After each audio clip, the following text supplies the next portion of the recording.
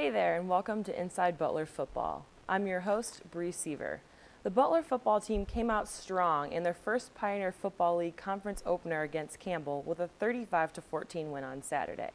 In a second, I'll be joined by co-defensive coordinator Joe Cheshire and wide receiver coach Keenan Smith to talk about last week's game and take a look at the games ahead. Stay with us on Inside Butler Football.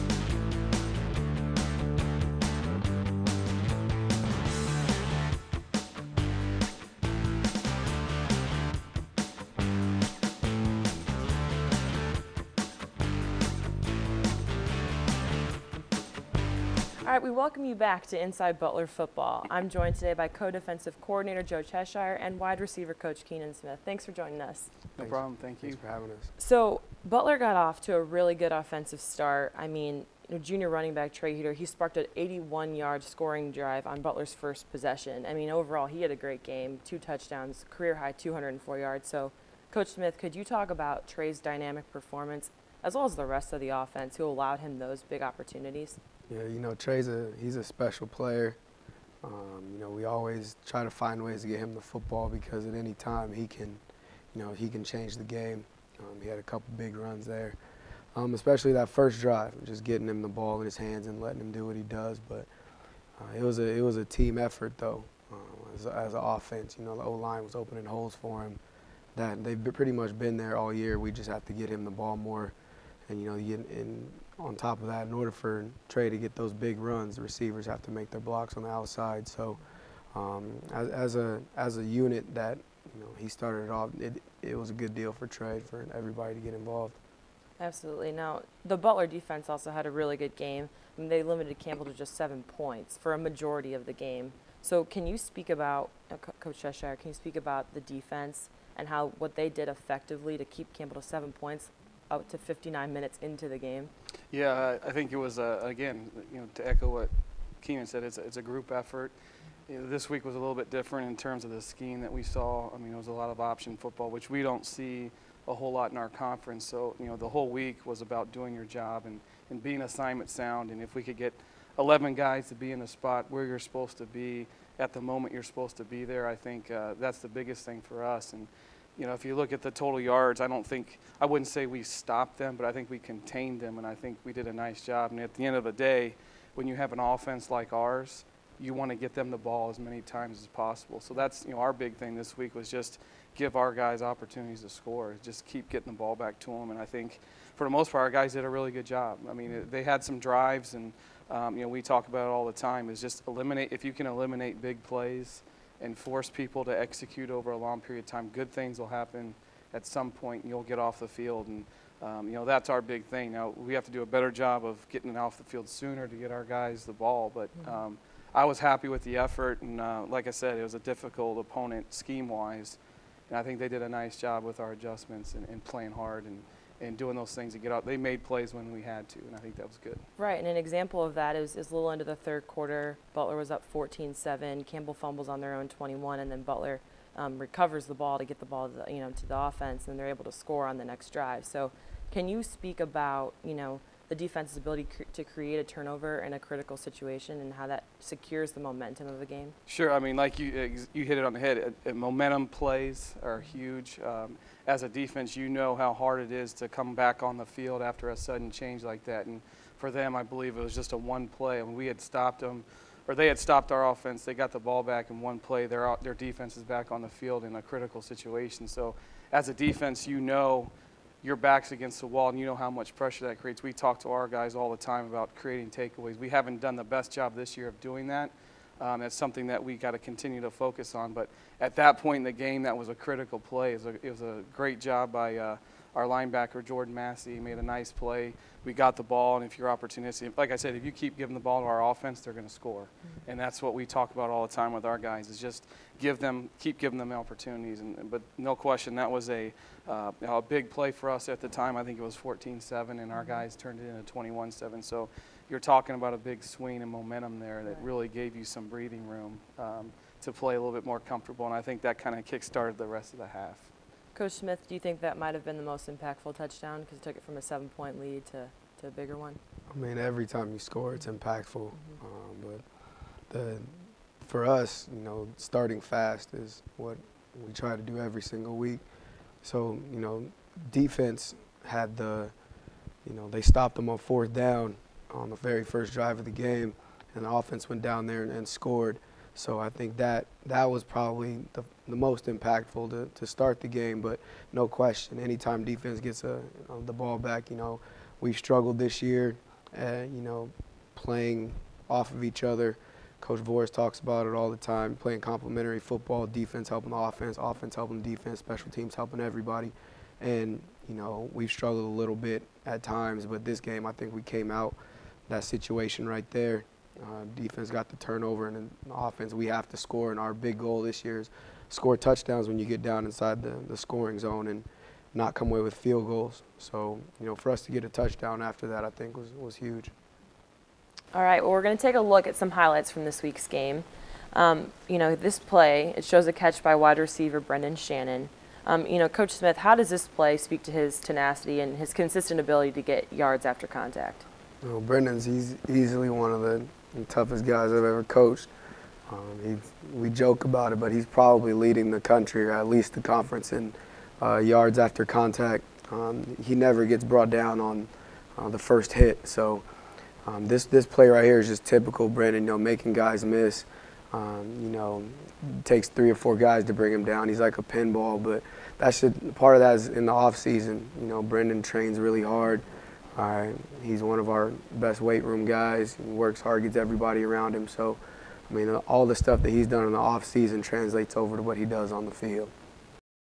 So here's a sack by Kyle Annis right before the halftime. Coach Cheshire, can you talk about the importance of this play and how it allowed you to go into the locker room at halftime without giving up a touchdown on a short field? Yeah, huge play for us. You know, perennially we always talk about sudden change opportunities. You know, unfortunately we had a turnover by our offensive side, and it's our job to get on the field and get them off the field. So coming off a score, they had made the game 14-7. We're going into the half.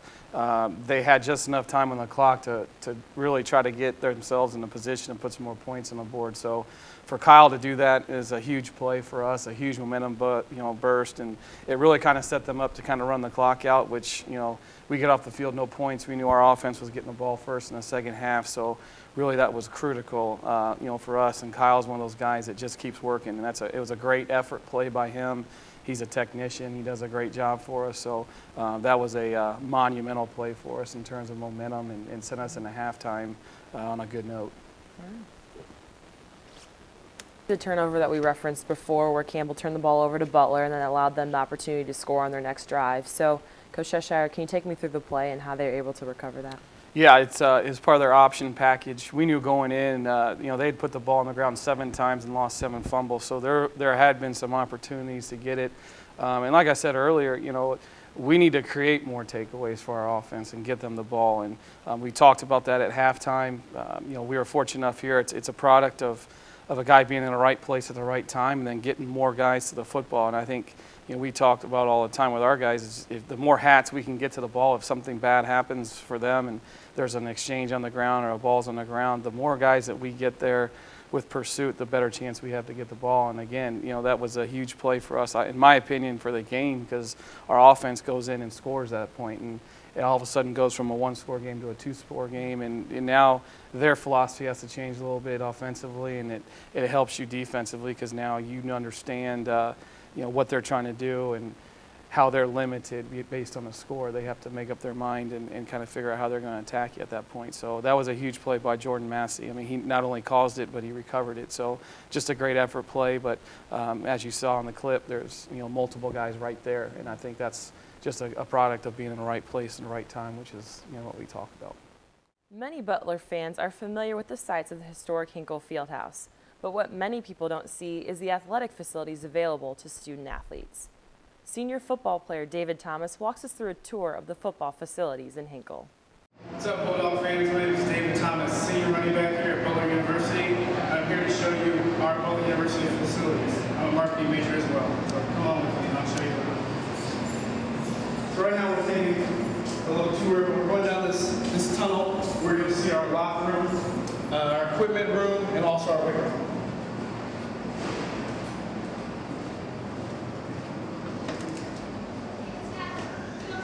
So right now we're going down the hallway to where the equipment room is going to be. We're going to get to meet Mrs. Johnson, who is our equipment manager, and her assistant Scott. So come on with me. All right, so here's Mrs. Johnson. Mrs. Johnson, say hi to the camera.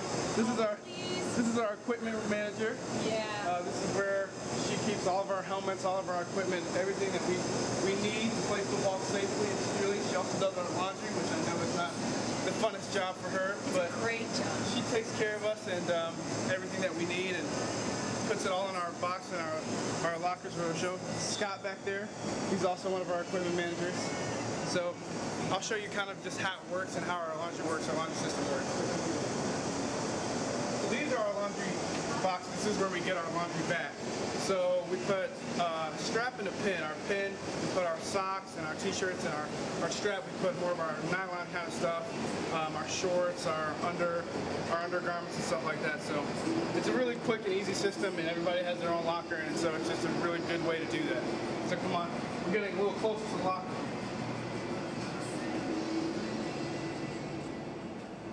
This is a real treat for everybody here. This is junior wide receiver Brendan Shannon, number 4. One of my good buddies. His locker's actually next to mine. So here, right here, what we have is a great Butler tradition in history. It's the first team all-conference, any player that's made that since the 50s. And so the names are really important. We like to, walk past and see all the great players that have played in Butler history, and it kind of gives us motivation to try and strive for first team all-conference. Got another Butler football player here, Ryan Henson. What's up, Ryan? What's up, guys? This is another board. Butler University here, we really take our academics seriously. So this is all the guys that have made 4.0 or 4.02 or 3.0 in the past semester. As you can see, there's a ton of names here. We're a program that really strives for that, and it's super important to us. So we call it our Butler Academic Victories. It's just as important as football to us. Another historical thing we have here is since the 50s, Butler team captain. So you see the names of all the greats that have been part of Butler football and kind of what's done. So here, another board, we have the Butler strength and conditioning numbers for each position. So 225, squat, clean, vertical jump, pro agility, all that type of stuff. And it's charted every year so you can see what your position's at and kind of where you want to be so you can make that board. Let's look at this. Running backs. David Thomas. There you go. Right across the board. Pretty excited about that. I made the board in my last year or so. One Play Warrior is our special teams award each week. Kevin Cook won it in our first week against Western Illinois. He had a really great game on special teams. We take that really seriously. It's the third phase, but it has to be just as important as offense and defense. And so we chart that as well to give guys extra motivation to do well on special teams. This is probably the most important. Butler football championship seasons, and this is all the years that we won conference. My freshman year in 2009, we won the PFL and we won our Gridiron Classic Bowl. That was my freshman year, and so it's been a couple years ago.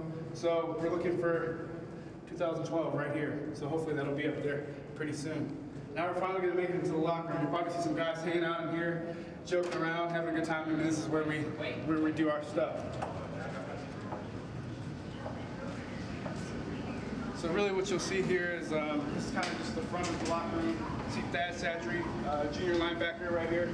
Probably doing some homework or getting ready to take a test for football or preparing for the game that we have coming up this Saturday night against Franklin. This is kind of just the lounge area. We have a couch, we have a big screen TV. You'll see that. A lot of guys have played a lot of little old school games or, little Xbox.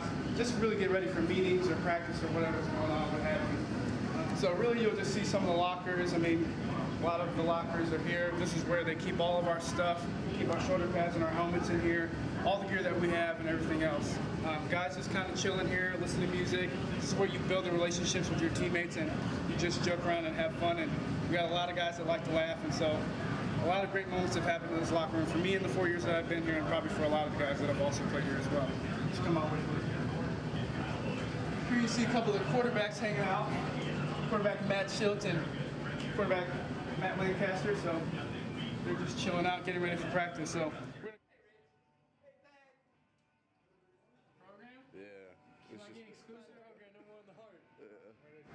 So this is where we gather right before we're about to go out on game day. Everybody circle around the locker room, get a pregame speech from Coach Boris and also your position coach, and this is where guys start to get hyped, and then we take this walk to the field, go down the tunnel, and get ready to play in the Butler Bowl.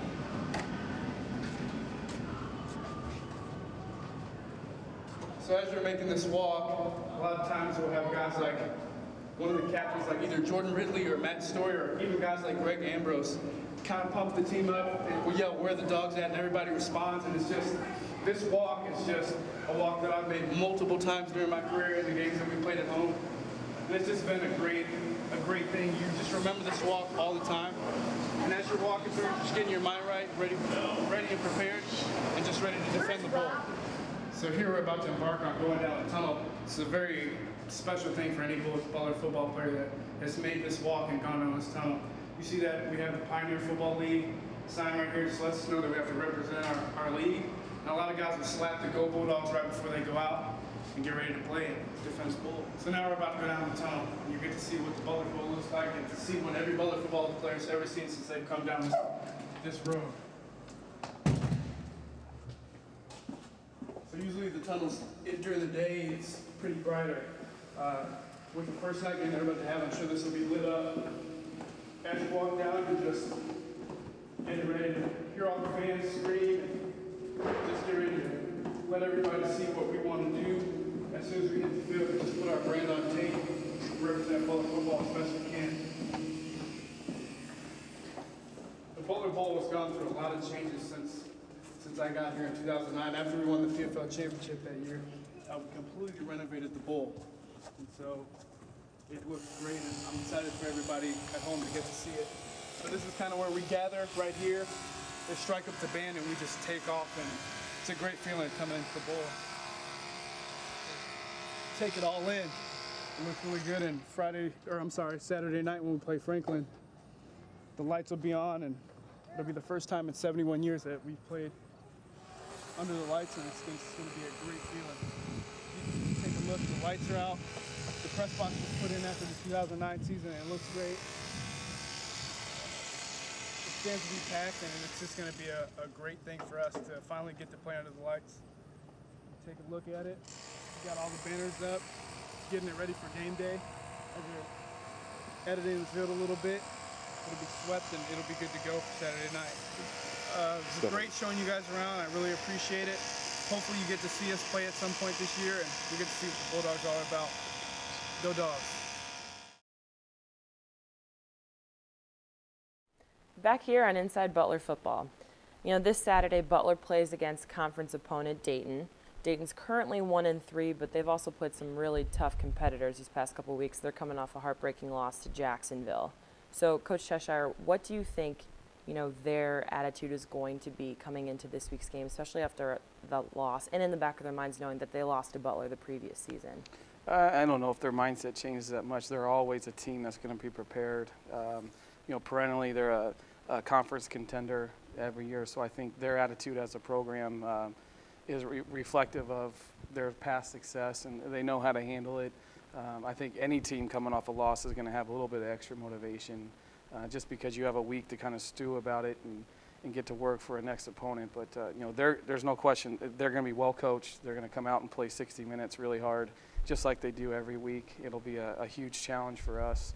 And the fact that it's also a conference game. I mean, the conference games are huge. Every one of them matter. So, I don't think there's any extra motivation on either side beside of what we need. I mean, if you're not a guy that's going to get a little bit jacked up for this, I mean, you're in the wrong sport. I mean, I think that's, the mindset they always have, and we have to do a great job in preparation. We can't really worry too much about, what they are and what their attitude is. We got to take care of us and focus on us getting better and doing the little things in the week that are going to put us in position on Saturday to win. But they'll be ready. I mean, they're a great program. They're well coached and they have great players. So they're going to come over here with the attitude they're going to win. And like they should. And like all great competitors and all great teams, you should feel like you're going to win no matter what building you step into. So we have to be ready for it. And like I said, we have to take care of us. We can't worry about them.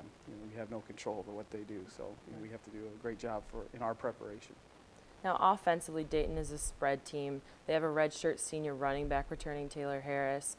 He was all first-team All-PFL last year, as well as they have a returning redshirt sophomore quarterback, Will Bardo. So what do you think, Coach Cheshire, that the Dayton offense is going to do that's going to pose a little challenge to Butler? Yeah, I mean, you said it. I mean, they have some great players.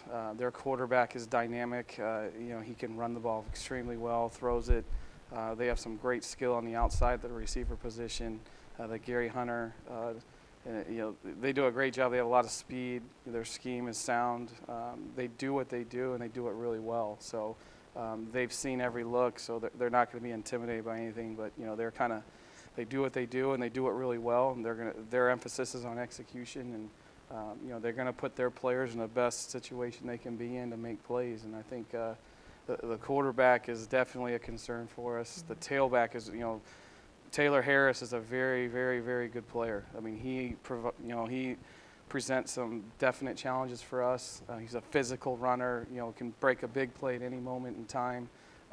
So that's something that's, foremost on our mind is taking those two guys and trying to limit the touches and doing the best job we can of just tackling and rallying through the ball. I mean, I think that's what you have to do when you play great teams like this. So, but it's going to be a great challenge for us defensively, there's no doubt. I mean, their scheme is really sound, and like I said, their coaches do a great job, and their players are outstanding. I mean, they have some really top-notch players, and like you said, they've played a difficult schedule, so they're not going to be intimidated by anything, or they're not going to look at us as anything different than another challenge on the schedule. So I think we've got our work cut out for us. So we'll have to do a great job in preparation, and then on Saturday put it all together. I mean, as you said, they're very fundamentally sound. They're a well-coached team. So, Coach Smith, how do you think you could counteract their defensive strengths? Well, they're, like Coach said, they're very fundamental, very technical. One thing you see on film is they fly around the football. They're going to come in here hungry, obviously, because they're 1-3. But other than one game, which was against one of the top teams in FCS, their defense has been, holding teams to minimal points. So we just have to go out there, do what we have. We'll do what we do. Get our playmakers the ball. Part of complementary football is to keep their dynamic offense off the field. Is we as an offense have to hold on to it and not turn the ball over. Keep running the ball, get the ball into our playmakers' hands. Trey Heater, Matt Lancaster, Brendan Shannon, Matt Jensen, Derek O'Connor, Tom Judge, those guys. So, the more we can do that, the more we can keep their offense off the field, the better chance we'll have it coming out with a win. It's a rivalry game of some sort. So, I think we're 3-3 right now in the last 6 years against them. So it's like a rubber match. So hopefully we can come out on top. All right, well, good luck this week. And thank you for joining us on our 4th episode of Inside Butler Football. We appreciate it. Thank you for having us. All right, that will do it for this week's episode of Inside Butler Football. Be sure to stay tuned for next week.